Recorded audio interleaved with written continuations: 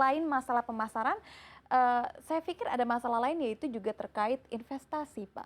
Bagaimana ini Kemendes berusaha untuk bisa menghadirkan investasi bagi para UMKM BUMDes ini, Pak? Pertama, investasi sangat terbuka. Jadi BUMDes ini memang entitas hukum baru yang baru ada pada pemerintahan Pak Presiden Jokowi. Berkah dari Omnibus Law. Sehingga BUMDesa ini bisa mendirikan PT. Ya, ini yang perlu banyak orang tahu juga. BUMDesa bisa mendirikan PT. Nah, disinilah letak untuk BUMDesa menarik investor. Dengan tetap catatan bahwa saham terbesar 50 lebih harus milik BUMDesa. Nah, ini yang sedang juga kita galakkan. Yang kedua, kita juga membantu BUMDesa-BUMDesa yang sifatnya agak spesifik ya, spesifik banget, misalnya ekspor anggrek. Ini sangat besar kebutuhan ekspor anggrek.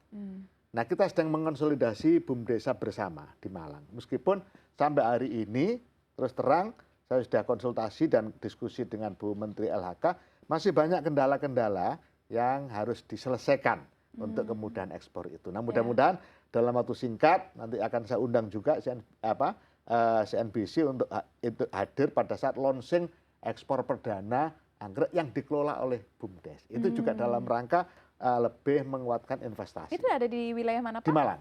Oh, di Malang. Oke, berarti investasi ini menjadi salah satu alasan pentingnya BUMDes ini bisa memiliki legalisasi ya, Pak ya? Betul, harus. BUMDes harus berbadan hukum. Makanya berapa banyak, Pak, sekarang BUMDes yang sudah berbadan hukum secara resmi? Banyak. Kalau dilihat dari data yang ada bisa mencapai sekitar hampir 2.000 untuk BUMDesa bersama. Itu berarti lebih dari satu desa. Kemudian kalau bicara tentang BUMDesa saja sudah mencapai sekitar 10.000 lebih lah. Dan itu memang butuh proses. Butuh proses, butuh pendampingan, dan kita memang terus melakukan itu day to day. Iya.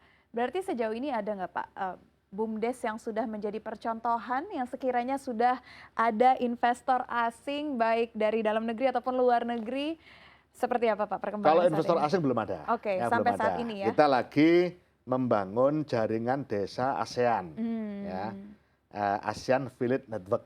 Ini nanti kita akan ada pertemuan desa-desa ASEAN, bisa dari sudut desa wisatanya, Indonesia gimana, Malaysia bagaimana, kemudian Thailand bagaimana, kemudian dari BUMDesanya. Nah, ini nanti akan mulai kita bicara tentang kerjasama antar desa, antar negara.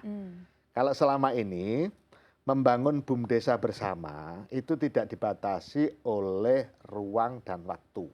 Misalnya desa di Kalimantan Timur bisa saja membangun kerjasama dengan desa di Papua, kemudian membentuk namanya BUMDesa bersama. Boleh. Ya, karena apa? Yang penting ada supply and demand yang memang dibutuhkan, saling mengisi. Oh, di Papua ada produk ini bagus, dibutuhkan desa di Kalimantan.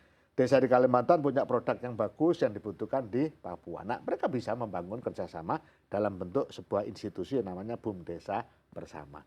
Antar provinsi, antar kabupaten tidak dibatasi. Silakan. Semakin banyak daerah yang melakukan kerjasama semakin bagus. Yang belum diatur adalah antar negara. Nah, ini nanti bicara investasi antar negara seperti itu. Tapi ini urusan sangat kompleks, harus melibatkan Kementerian Luar Negeri dan seterusnya. Tapi kita berproses ke sana. Kita berproses ke sana melalui ASEAN Network Village itu, supaya nanti kerjasama antar desa bukan sekedar antar desa di Indonesia, tapi juga antar desa antar negara. Nah, itu. Karena kemudian yang terkait dengan desa-desa yang BUMDesnya sudah bagus banyak, termasuk yang misalnya ada BUMDesa ketahanan pangan. Dia mengelola dari hulu sampai hilir. Ada sapi, ada kambing, ada ayam, ada ikan, akhirnya produknya telur, kemudian pupuk organik, kemudian ini gas. Itu sampai kebutuhan bahan bakar yang yang selama ini misalnya pakai LPG, ini pakai biogas yang diperoleh dari peternakan terpadu itu. Ya, itu termasuk contoh banyak sekali. Dan kita sudah ambil beberapa contoh yang kita bawa ke ASEAN Network Village itu, ANV. Sehingga nanti bisa kita bandingkan, oh kelebihan di sana begini, kekurangan kita begini, kita saling mengisi dan seterusnya. Iya, iya. Baik, ini mungkin akan menjadi pertanyaan terakhir juga untuk Gus Salim. Bagaimana Anda melihat kinerja Kemendes 1 semester awal ini Pak, dan apa yang akan dilakukan lagi sampai dengan semester akhir di 2023? Yang pertama, kita menjadi bagian penting dari kinerja Pak Presiden untuk mengakhiri masa bakti beliau dengan sebaik-baiknya. Sehingga semua hal kita benahi betul, kita optimalkan, termasuk di dalamnya terkait dengan pertanggungjawaban keuangan, pertanggungjawaban kinerja.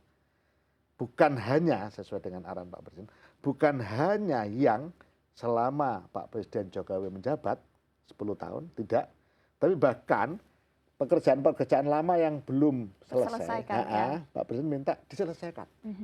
Sehingga legasinya Pak Presiden bukan hanya 10 tahun selama beliau menjabat saja, tapi bahkan sebelumnya yang masih perlu pembenahan diperintahkan untuk kita benahi. Dan itu terus kita lakukan hari ini. Nah sehingga alhamdulillah evaluasi kita di semester pertama ini, misalnya penyerapan udah bagus, kemudian data-data tentang APBDes se-Indonesia sudah masuk, kita sudah tahu trennya. Oh, dana desa atau APBDes se-Indonesia untuk 2023 ini trennya kemana? Itu ada datanya. Nanti saya kirim. Kalau ngomong data saya agak lemah ini. Tapi misalnya untuk pembangunan itu sudah naik banget. Kemudian untuk pemberdayaan masyarakat udah naik dibanding dengan tahun-tahun sebelumnya. Artinya apa? Trennya sudah sesuai pada arah kebijakan pembangunan. Dan yang artinya ketiga, selalu ada improvement ya Pak? Yang ketiga, arah kebijakan bangunan di desa sudah semakin konkret targetnya. Misalnya dengan SDGs desa yang kita gulirkan dan menjadi rujukan utama di dalam arah kebijakan bangunan desa, sudah jelas sekarang. Desa mau kemana? Menuju desa tanpa kemiskinan. Jelas. Jadi tidak abstrak lagi. Kita membangun desa ini mau kemana sih? Warga masyarakat harus tahu. Oh, dengan komposisi APBD seperti itu jelas kita sedang menuju terwujudnya desa kita menuju desa tanpa kemiskinan. Desa tanpa kelaparan, stunting, ini terus menjadi target Pak Presiden. Dan dana desa untuk stunting APBD terus mengalami kenaikan juga. Nah, itu termasuk desa tanpa kelaparan. Kita juga terus memberikan pemahaman agar kualitas pendidikan di desa terus ditingkatkan. Nah, ini juga pada SDGs yang ketiga dan seterusnya. Termasuk keterlibatan perempuan desa menjadi perhatian kita di dalam pembangunan desa. Seluruhnya tertuang di dalam 18 SDGs desa. Yang 17 kita merujuk kepada Perpres 59 2017 tentang pembangunan berkelanjutan. Tambah satu lagi khusus desa, yaitu kelembagaan dinamis dan budaya desa adaptif. Artinya desa di dalam merencanakan, melaksanakan, dan melakukan pembangunan harus senantiasa bertumpu pada akar budaya setempat. Jangan sampai desa membangun kemudian lepas dari akar budaya. Ini yang tidak kita kehendaki dan itulah khas Indonesia, Bhinneka Tunggal Ika. Wah.